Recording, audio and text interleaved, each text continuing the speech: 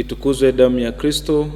Karibu mpendwa msikilizaji wa Radio Mwangaza, nawe mfuatiliaji wa Mwangaza Digital, tusikilize ujumbe na tafakari ya Mtakatifu Gaspari leo tarehe 9 Machi.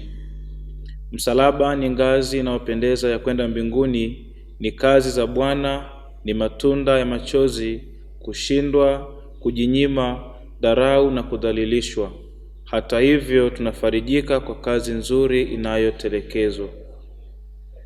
Msalaba ni ngazi inayopendeza ya kwenda mbinguni, ni kazi za Bwana, ni matunda ya machozi, kushindwa, kujinyima, dharau na kudhalilishwa.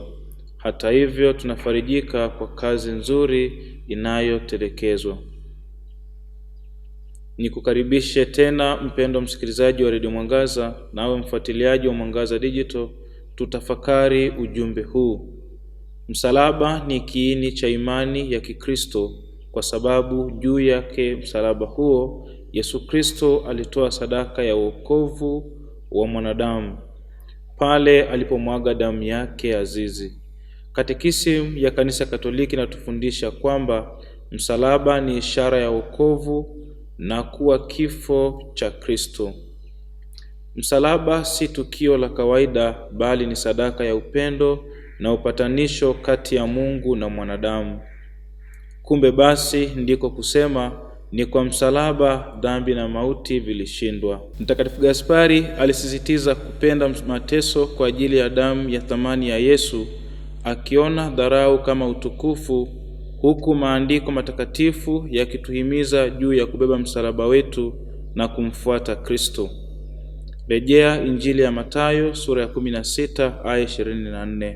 Ndipo tunajifunza kuwa msalaba ni ngazi inayopendeza ya kwenda mbinguni, yaani hii ni ishara fika kuwa kupitia shida, mateso, magonjwa, njaa, dharau na masumbuko ya maisha ndipo mwanadamu mvumilivu anatakaswa na kupanda daraja la Kristo, yaani roho yake kuelekea mbinguni.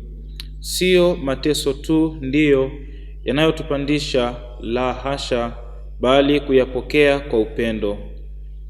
Msalaba huu huzaa matunda ya machozi.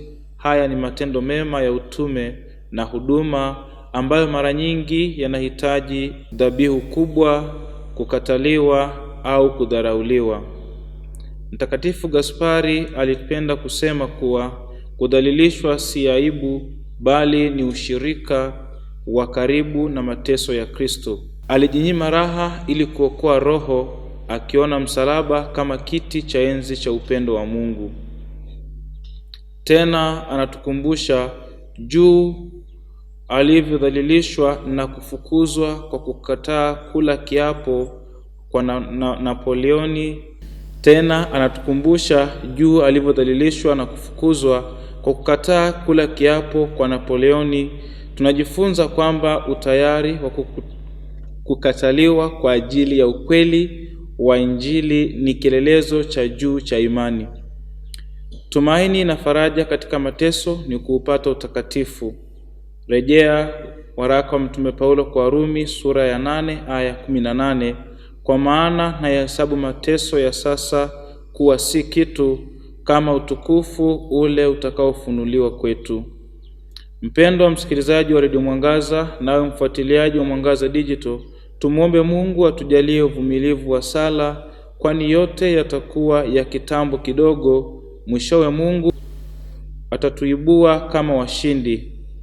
Tafakari hii imeandaliwa nami Frateri Joseph Jonas Makia wa Shirika la Damu Takatifu ya Yesu.